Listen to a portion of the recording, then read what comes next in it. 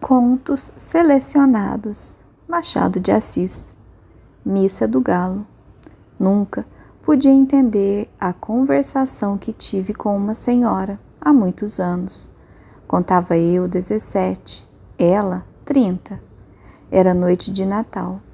Havendo ajustado com um vizinho irmos à Missa do Galo, preferi não dormir. Combinei que eu iria acordá-lo à meia-noite. A casa em que eu estava hospedado era a do escrivão Menezes, que fora casado em primeiras núpcias com uma de minhas primas. A segunda mulher, Conceição, e a mãe desta acolheram-me bem quando vim de Mangaratiba para o Rio de Janeiro, meses antes, a estudar preparatórios. Vivia tranquilo naquela casa assobradada da Rua do Senado, com os meus livros, poucas relações, alguns passeios. A família era pequena, o escrivão, a mulher, a sogra e 2 escravas. Costumes velhos. Às 10 horas da noite, toda a gente estava nos quartos.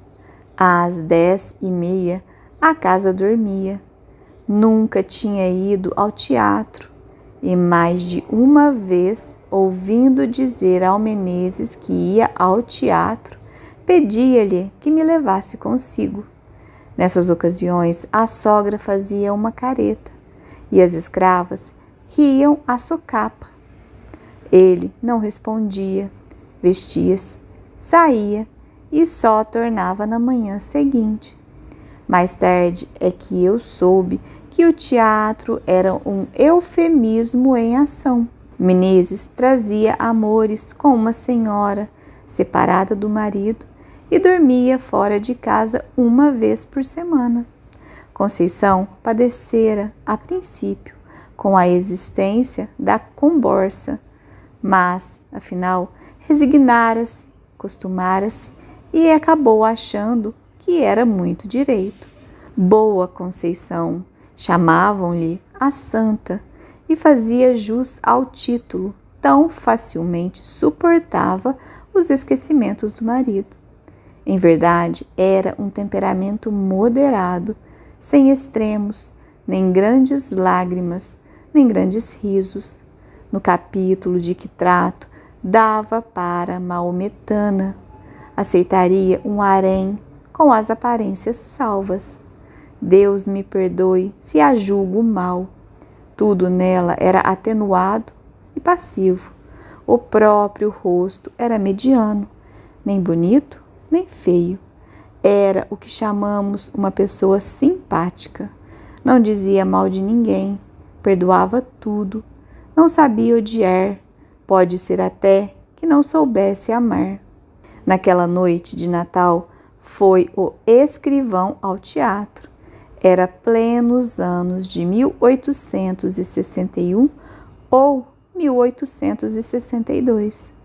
Eu já devia estar em Mangaratiba, em férias, mas fiquei até o Natal para ver a Missa do Galo na corte. A família recolheu-se à hora do costume. Eu meti-me na sala da frente, vestido e pronto. Dali passaria ao corredor da entrada e sairia sem acordar ninguém. Tinha 3 chaves à porta. Uma estava com o escrivão. Eu levaria outra. A terceira ficava em casa. Mas, senhor Nogueira, que fará você todo esse tempo? Perguntou-me a mãe de Conceição. Leio, dona Inácia. Tinha comigo um romance, Os 3 Mosqueteiros. Velha tradução, creio, do Jornal do Comércio. Sentei-me à mesa que havia no centro da sala e, à luz de um candeeiro de querosene, enquanto a casa dormia, trepei ainda uma vez ao cavalo magro de D'Artagnan e fui-me às aventuras. Dentro, em pouco, estava completamente ébrio de Dumas. Os minutos voavam ao contrário do que costumam fazer quando são de espera. Ouvi bater 11 horas, mas quase sem dar por elas um acaso. Entretanto, um pequeno rumor que ouvi dentro veio acordar-me da leitura. Eram uns passos no corredor que ia da sala de visitas à de jantar. Levantei a cabeça. Logo depois vi assomar à porta da sala o vulto de Conceição. Ainda não foi? Perguntou ela. Não fui. Parece que ainda não é meia-noite. Que paciência! Conceição entrou na sala, arrastando as chinelinhas da alcova. Vestia um roupão branco, mal apanhado na cintura. Sendo magra, tinha um ar de visão romântica, não disparatada com o meu livro de aventuras. Fechei o livro.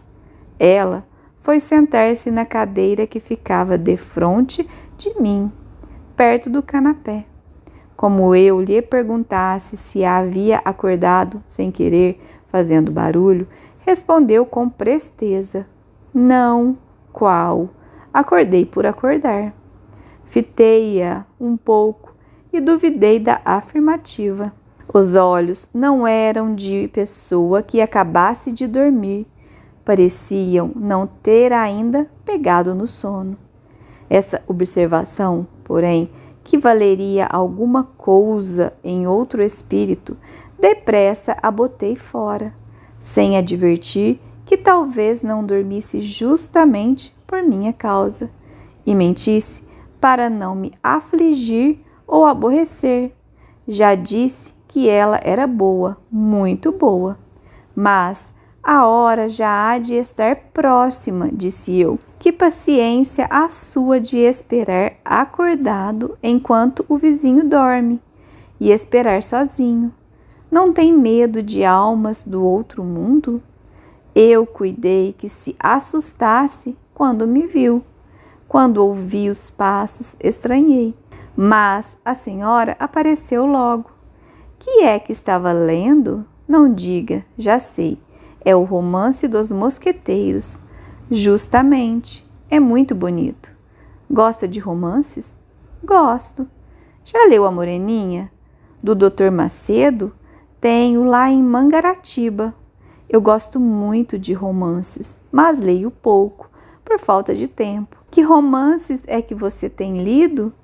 Comecei a dizer-lhe os nomes de alguns. Conceição ouvia-me com a cabeça reclinada no espaldar, enfiando os olhos por entre as pálpebras meio cerradas, sem os tirar de mim. De vez em quando passava a língua pelos beiços para umedecê-los.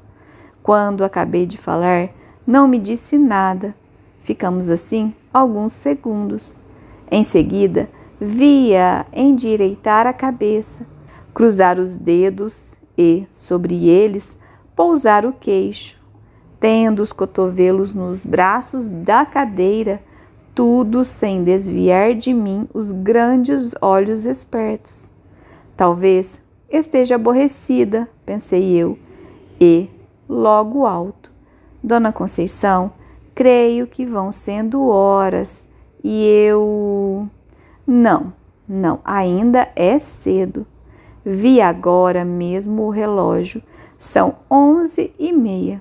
Tem tempo. Você, perdendo a noite, é capaz de dormir de dia? Já tenho feito isso. Eu não. Perdendo uma noite, no outro dia estou que não posso. E, meia hora que seja, hei de passar pelo sono. Mas também estou ficando velha. Que velha o quê, Dona Conceição? Tal foi o calor da minha palavra que a fez sorrir. De costume, tinha os gestos demorados e as atitudes tranquilas. Agora, porém, ergueu-se rapidamente, passou para o outro lado da sala e deu alguns passos entre a janela da rua e a porta do gabinete do marido. Assim, com o desalinho honesto que trazia, dava-me uma impressão singular. Magra, embora, tinha não sei que balanço no andar, como quem lhe custa levar o corpo. Essa feição nunca me pareceu tão distinta como naquela noite. Parava algumas vezes, examinando um trecho de cortina ou concentrando a posição de algum objeto no aparador. Afinal, deteve-se ante mim, com a mesa de permeio. Estreito era o círculo das suas ideias. Tornou ao espanto de me ver esperar acordado. Eu repeti-lhe o que ela sabia, isto é, que nunca ouvira a missa do galo na corte, e não queria perdê-la. É a mesma missa da roça. Todas as missas se parecem. Acredito, mas aqui há de haver mais luxo e mais gente também. Olhe, a Semana Santa na corte é mais bonita que na roça. São João, não digo, nem Santo Antônio. Pouco a pouco tinha-se reclinado, fincara os cotovelos no mármore da mesa e metera o rosto entre as mãos espalmadas. Não estando abotoadas as mangas, caíram naturalmente, e eu vi-lhe metade dos braços muito claros e menos magros do que se poderia supor. A vista não era nova para mim, posto também não fosse comum. Naquele momento, porém, a impressão que tive foi grande. As veias eram tão azuis que, apesar da pouca claridade, podia contá-las do meu lugar. A presença de Conceição espertara-me ainda mais que o livro. Continuei a dizer o que pensava das festas da roça e da cidade, e de outras coisas que me iam vindo à boca. Falava emendado os assuntos, sem saber por quê, variando deles ou tornando aos primeiros, e rindo para fazê-la sorrir e ver-lhe os dentes que luziam de brancos, todos iguaizinhos. Os olhos dela não eram bem negros, mas escuros. O nariz, seco e longo, um tantinho curvo, dava-lhe ao rosto um ar interrogativo. Quando eu alteava um pouco a voz, ela reprimia-me. Mais baixo, mamãe pode acordar. E não saía daquela posição que me enchia de gosto. Tão perto ficavam as nossas caras. Realmente, não era preciso falar alto para ser ouvido. Cochichávamos os dois. Eu mais que ela, porque falava mais. Ela, às vezes, ficava séria, muito séria, com a testa um pouco franzida. Afinal, cansou, trocou de atitude e de lugar, deu volta à mesa e veio sentar-se do meu lado no canapé. Voltei-me e pude ver a furto o bico das chinelas, mas foi só o tempo que ela gastou em sentar-se. O roupão era comprido e cobriu-as logo. Recordo-me que eram pretas. Conceição disse baixinho: mamãe está longe, mas tem sono muito leve. Se acordasse agora, coitada, tão cedo não pegava no sono. Eu também sou assim. O quê? Perguntou ela, inclinando o corpo para ouvir melhor. Fui sentar-me na cadeira que ficava ao lado do canapé e repeti-lhe a palavra. Riu-se da coincidência. Também ela tinha o sono leve. Éramos 3 sonos leves. Há ocasião em que sou como mamãe, acordando, custa-me dormir outra vez. Rolo na cama à toa, levanto-me, acendo vela, passeio, torno a deitar-me e nada. Foi o que lhe aconteceu hoje. Não, atalhou ela. Não entendi a negativa. Ela pode ser que também não a entendesse. Pegou das pontas do cinto e bateu com elas sobre os joelhos, isto é, o joelho direito, porque acabava de cruzar as pernas. Depois referiu uma história de sonhos e afirmou-me que só tivera um pesadelo em criança. Quis saber se eu os tinha. A conversa reatou-se assim lentamente, longamente, sem que eu desse pela hora nem pela missa. Quando eu acabava uma narração ou uma explicação, ela inventava outra pergunta ou outra matéria, e eu pegava novamente na palavra. De quando em quando, reprimia-me, mais baixo, mais baixo. Havia também umas pausas. 2 outras vezes pareceu-me que havia dormir, mas os olhos, cerrados por um instante, abriam-se logo sem sono nem fadiga, como se ela os houvesse fechado para ver melhor. Uma dessas vezes, creio que deu por mim embebido na sua pessoa e lembra-me que os tornou a fechar, não sei se apressada ou vagarosamente. Há impressões dessa noite que me apareceram truncadas ou confusas. Contradigo-me, atrapalho-me. Uma das que ainda tenho frescas é que em certa ocasião ela, que era apenas simpática, ficou linda, ficou lindíssima. Estava de pé, os braços cruzados. Eu, em respeito a ela, quis levantar-me. Não consentiu. Pôs uma das mãos no meu ombro e obrigou-me a estar sentado. Cuidei que ia dizer alguma coisa, mas estremeceu, como se tivesse um arrepio de frio, voltou as costas e foi sentar-se na cadeira, onde me achara lendo. Dali relanceou a vista no espelho, que ficava por cima do canapé. Falou de 2 gravuras que pendiam da parede. Estes quadros estão ficando velhos. Já pedi a Chiquinho para comprar outros. Chiquinho era o marido. Os quadros falavam do principal negócio deste homem, um representante Cleopatra. Não me recordo o assunto do outro, mas eram mulheres, vulgares ambos. Naquele tempo não me pareciam feios. São bonitos, disse eu. Bonitos são, mas estão manchados. E depois, francamente, eu preferia 2 imagens, 2 santas. Estas são mais próprias para sala de rapaz ou de barbeiro. De barbeiro? A senhora nunca foi à casa de barbeiro, mas imagino que os fregueses, enquanto esperam, falam de moças e namoros. E, naturalmente, o dono da casa alegra a vista deles com figuras bonitas. Em casa de família é que não acho próprio. É o que eu penso, mas eu penso muita coisa assim esquisita. Seja o que for, não gosto dos quadros. Eu tenho uma Nossa Senhora da Conceição, minha madrinha, muito bonita, mas é de escultura.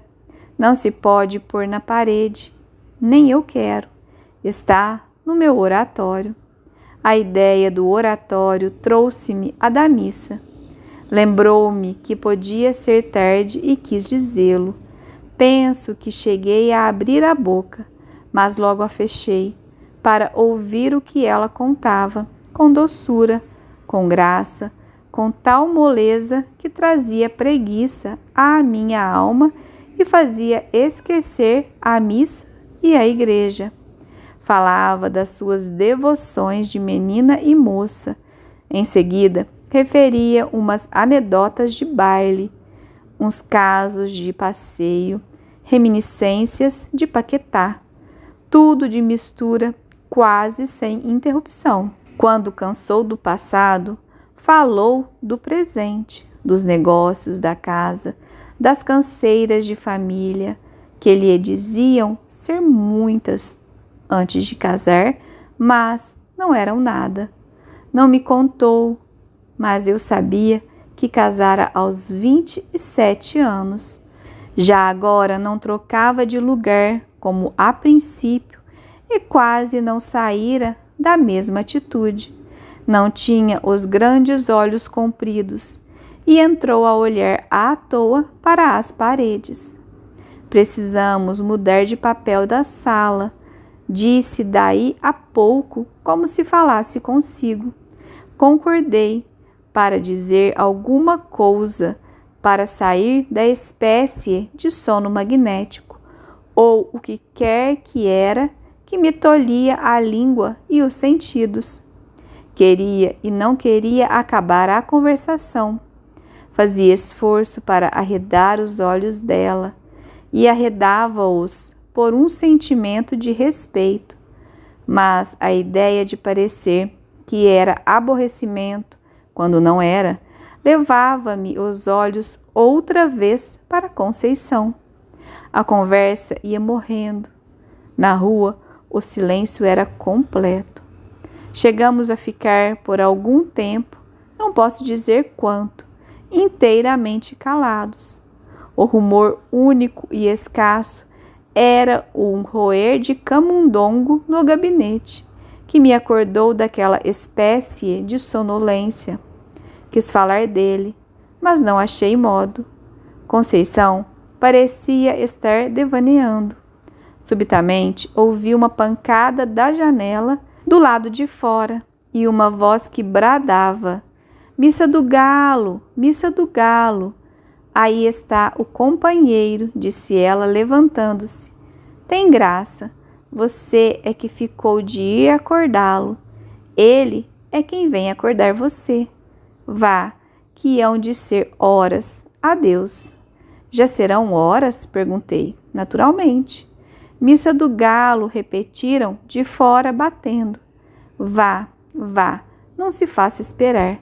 A culpa foi minha. Adeus, até amanhã."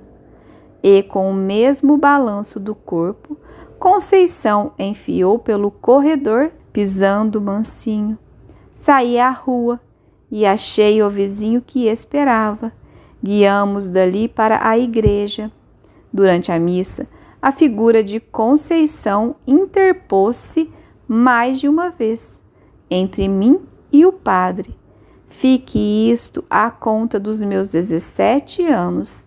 Na manhã seguinte, ao almoço, falei da missa do Galo e da gente que estava na igreja, sem excitar a curiosidade de Conceição. Durante o dia, achei-a, como sempre, natural, benigna, sem nada que fizesse lembrar a conversação da véspera. Pelo ano bom, fui para Mangaratiba. Quando tornei ao Rio de Janeiro, em março, o escrivão tinha morrido de apoplexia. Conceição morava no Engenho Novo, mas nem a visitei, nem a encontrei. Ouvi mais tarde que casara com o escrevente juramentado do marido.